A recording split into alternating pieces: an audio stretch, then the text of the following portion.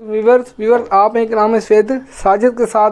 आज हमारा टॉपिक है मैथमेटिकल प्रूफ ऑफ मल्टीप्लायर और फार्मूलाज। हमने ज़ारिब को मैथमेटिकली प्रूफ करना है और इस ज़ारिब के फार्मूलाज लिखने हैं। पहले मैं आपको मल्टीप्लायर का थोड़ा सा इंट्रोडक्शन देता हूँ। यहाँ पे मैं तफाउल लिखता हूँ मल्टीप्लायर का, यानी income is a function of investment. National income depend करती है इन्वेस्टमेंट के ऊपर, यानी जब हमारी इन्वेस्टमेंट ग्रोथ करती है तो नेशनल इनकम भी ग्रोथ कर जाती है। जब हमारी इन्वेस्टमेंट डिक्रीज़ होती है तो नेशनल इनकम भी डिक्रीज़ यानी डिक्लाइन हो जाती है। इनका आपस में तकसीरी यानी पॉजिटिव रिलेशनशिप पाया जाता है।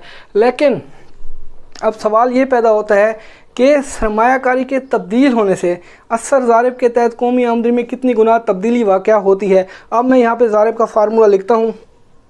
के इज़ इक्वल टू, के का मतलब होता है multiplier delta Y over delta I, यानी सरमायाकारी के तब्दील होने से नेशनल इनकम में कितनी गुना तब्दीली वाक़या होती है। अब हम इसको इस तरह भी लिख सकते हैं 1/1 माइनस MPC, यानी मार्जिनल प्रोपेंसिटी टू कंजम्पशन, यानी मुख्तते मिलाने सर्फ। मुख्तते मिलाने सर्फ का इन्हसार हमारी आमदनियों पर होता है। जब हमारी आमदनियाँ तब्दील होती है तो हमारे सर्फी अखराजात भी तब्दील हो जाते हैं। MPC को हम सपोज़ करते हैं, MPC की यहाँ पे मैं वैल्यूज़ को सपोज करता हूँ 4/5। इसको हम इस तरह भी लिख सकते हैं 1/MPS, यानी मार्जिनल प्रोपेंसिटी टू सेविंग, मुख्तते मिलाने बचत। मुख्तते मिलाने बचत के अनुसार हमारी आमदनियों पर होता है। देखिए जैसे हमारी इनकम तब्दील होती है वैसे हमारी सेविंग्स भी तब्दील हो जाती है। अब मैं 2 सेक्टर इकानमी की इक्वेशन लिखता हूँ, y = C + I। ये हमारे पास इक्वेशन नंबर 1 है। अब मैं C की फर्दर वैल्यू सपोज करता हूँ, C = C0 + CY। C0 का मतलब ये होता है खुद इख्तियार सर्फ, यानी वो सर्फ जो आप बिला सोचे समझे खर्च करते हो। C डिपेंड कर रही होती है इनकम के ऊपर, यानी कंजम्पशन डिपेंड करती है इनकम के ऊपर। इक्वेशन लिख देते हैं, consumption is a function of income. Consumption dependent है, इनकम इंडिपेंडेंट है। जब हमारी इनकम ग्रोथ करती है सर्फी अखराजात भी बढ़ जाते हैं। जब हमारी इनकम डिक्रीज़ होती है तो सर्फी अखराजात भी डिक्रीज़ एंड डिक्लाइन हो जाते हैं। इनका आपस में पॉजिटिव रिलेशनशिप पाया जाता है। अब मैं आई की वैल्यूज़ लिखता हूँ, I = I0, यानी खुद इख्तियार सरमायाकारी, ऐसी सरमायाकारी जो आप बिला सोचे समझे खर्च करते हो। अब हम C और I की वैल्यूज़ को इक्वेशन नंबर 1 में पुट करते हैं। y = C की जगह मैं लिखता हूँ C0 + CY + I की जगह मैं लिखता हूँ I0। अब इसको मैं y के लिहाज से सॉल्व करता हूँ। CY को उठा के मैं बराबर के उस तरफ ले जाऊँगा, यहाँ पे पॉजिटिव है तो नेगेटिव हो जाएगा sign. y minus CY = C0 + I0।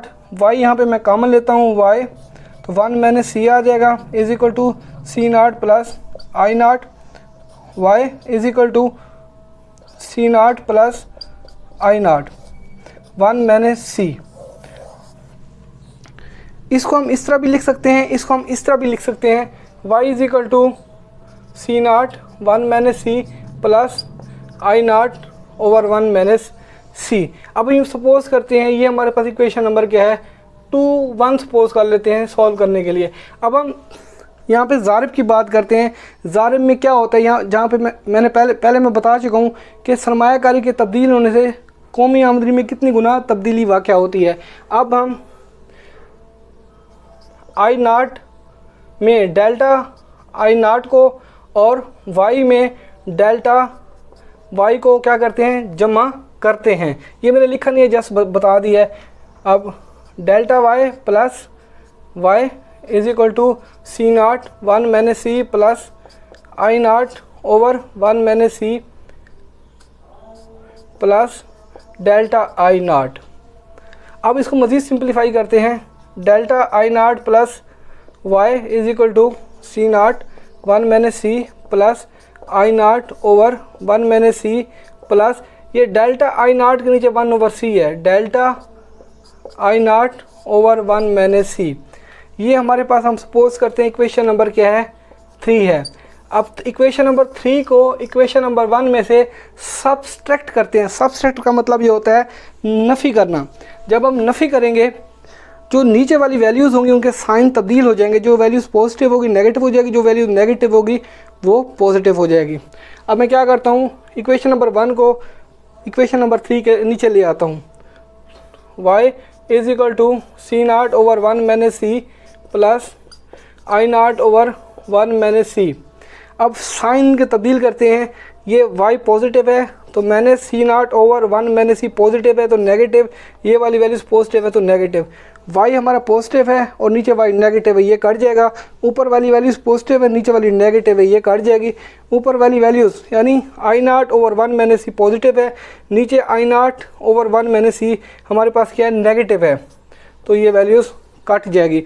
तो हमारे पास रिमेनिंग रहेगा delta y is equal to delta I nought over 1 minus C. अब हम क्या करते हैं, डेल्टा आई नॉट को उठा के बराबर के दूसरी तरफ ले आते हैं। Delta y over delta I nought is equal to 1 over 1 minus C. ये जो 1 माइनस सी होता है 1 ओवर 1 माइनस सी, इसको हम k यानी मल्टीप्लायर कहते हैं। इसको हम अब इस तरह लिखते हैं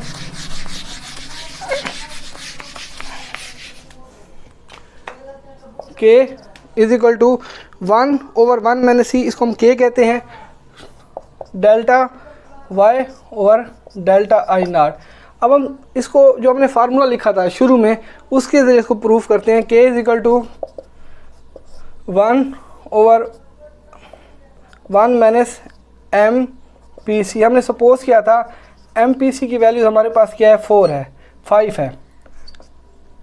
4 ओवर 5 को हमने सपोज किया, वो बनते हैं 5। अब हम सपोज करते हैं अगर इकानमी के अंदर 100 रुपये के बराबर सरमायाकारी की जाए तो असर ज़ारिब के तहत कौमी आमदनी में 500 रुपये का इजाफा हो जाता है। इन्वेस्टमेंट 100 रुपये की, मल्टीप्लायर हमारे पास वैल्यूज़ 5 है, तो असर ज़ारिब के तहत कौमी आमदनी में 500 रुपये का इजाफा हो जाता है, डेल्टा वाई। इसको प्रूफ कर लेते हैं, delta Y multiplied investment, delta Y multiplier की वैल्यूज़ हमने सपोज की है वो 5 है, इन्वेस्टमेंट आपने 100 रुपये की है, डेल्टा वाई 5 को जब 100 से मल्टीप्लाई करेंगे तो हमारे पास 500 आ जाएगा। अब हम इसको एम पी सी के ज़रिए प्रूफ करते हैं। K is equal to 1 over 1 minus M P C की वैल्यूज़ हमारे पास क्या है, 4 ओवर 5 इन 4/5 ये मैंने फ़र्ज़ किया है 4/5। देखें इसके नीचे 1 के नीचे 1 होता है। अब हम इसको प्रूफ कर लेते हैं 1 के इज़ इक्वल टू 1, इन दोनों का एलसीएम लेंगे 5 और 1 का, तो हमारे पास 5 एलसीएम आता है। 1 को 5 पे डिवाइड करेंगे, 5 तकसीम 1 तो हमारे 5 आएगा, 5 को 1 से मल्टीप्लाई करेंगे तो यहाँ पे हमारे पास 5 आ जाएगा। अब 5 को 5 पर तकसीम करेंगे 5 ओवर 5 तो हमारे 1 आ जाएगा। 1 को 4 पे डिवाइड करेंगे तो यहाँ हमारे पास माइनस का 4 आ जाएगा। k is equal to 1 over 5 में से जब 4 को निकालेंगे तो हमारे पास क्या बचेगा, 1 over 5। k is equal to, आप नीचे वाली रकम को उल्टाएंगे, k इज़ इक्वल टू 1 ज़र 5 over 1, k is equal to 5 को जब 1 से मल्टीप्लाई करेंगे तो हमारे पास 1 आ जाएगा 1 over 5। k is equal to 5 को जब 1 से मल्टीप्लाई करेंगे तो हमारे पास ये ज़ारिब की वैल्यूज़ आ जाएगी 5। व्यूअर्स काइंडली आप मेरे चैनल को सब्सक्राइब कर दें, बेल आइकन को प्रेस कर दें ताकि आपको हर नई आने वाली वीडियो का नोटिफिकेशन मिल जाए।